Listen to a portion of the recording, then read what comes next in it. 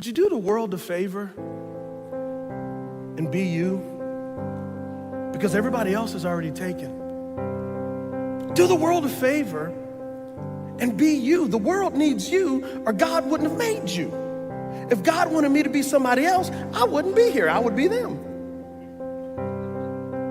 Stop trying to be somebody else. Stop letting the culture define what's beautiful. God says you're beautiful. Have you listened to God's voice in Psalms 139, 13, and 14? That when you were in your mother's womb, you were wonderfully and fearfully made?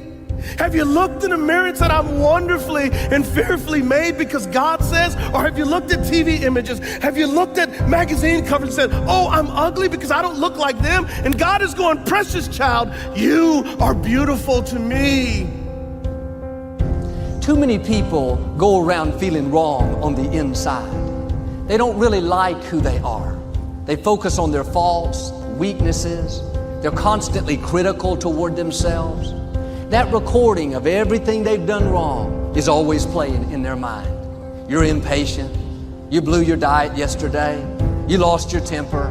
You're still struggling with that addiction. You should be ashamed of yourself. They wonder why they're not happy. It's because they have this war going on the inside. But you're not supposed to go through life feeling wrong about yourself. Quit focusing on your faults. Quit overanalyzing your weaknesses. Quit beating yourself up because you're not where you thought you would be. Here's the key. You're not a finished product. God is still working on you.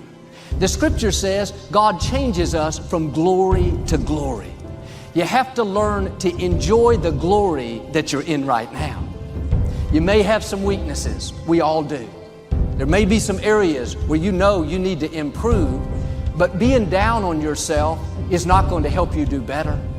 Having that nagging feeling, telling you you don't measure up, God's not pleased with you, you'll never get it right, it's not going to help you move forward. You have to accept yourself right where you are, faults and all. God is the potter, we are the clay. He's the one making you and molding you. It may not be happening as fast as you would like, but you don't control the timetable. Will you trust Him in the process? Will you accept yourself in the glory that you're in right now? Don't go around being against yourself. You may have some things wrong with you, but can I tell you, you have a lot more right with you.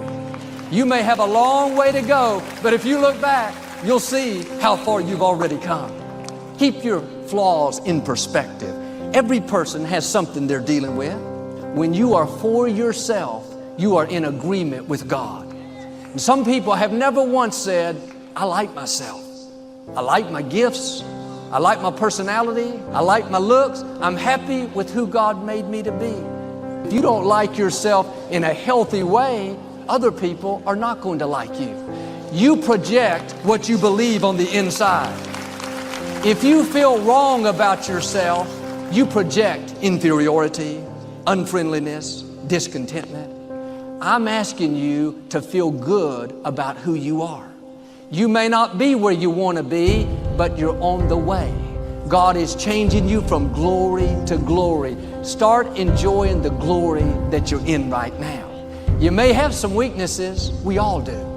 Don't you dare go through life against yourself. God is saying today, you are my beloved son, my beloved daughter, in whom I am well pleased. Now do your part. Start putting on the breastplate of God's approval each morning. If you'll do this, I believe and declare every chain that's holding you back is being broken. God is going to keep making you and molding you. You're going to come up higher, overcome those obstacles, and become everything He's created you to be.